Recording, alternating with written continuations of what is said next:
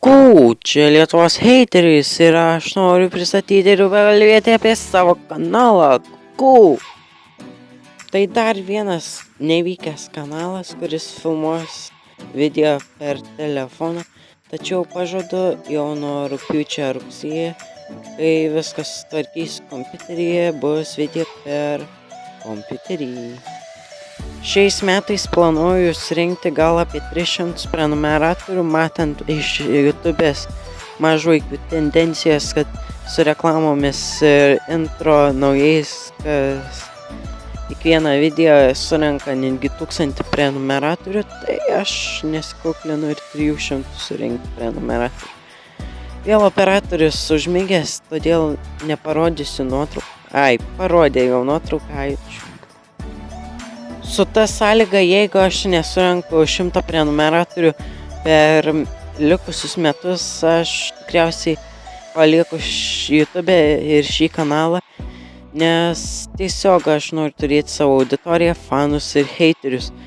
Tiksliai apie heiterius ir dislaikus. Daug jų gali atsirasti nuo VPO kažkokios, POs kažkokio. Ir dar Tigriaus. Heitindamas Tigrą mes praradome geriausią paauglį kanalą ir šį žmogų Tigrių. Todėl jis lygino YouTube ir aš noriu per šios pusę metų jį sugrąžinti YouTube. Jeigu 100 prenumeratorių nesurenku, mano kontentas nėra toks jau geras, tai todėl geriau jis tegu surenktą papildomą 100 prenumeratorių negu aš. Ir jis tegu grįžta, nes tai mano yra uždavinys per šios pusę metų. Na, tiesiog apie P ir kažkokią MP10, kas tenai. Jie surenka subscriberius nemokamai, prašydami sub, aš ir tai galėčiau. Aišku, dar kurdami fake anketas ir todėl turi vienas tarp 1000, kitas tarp 700 prenumeratorių.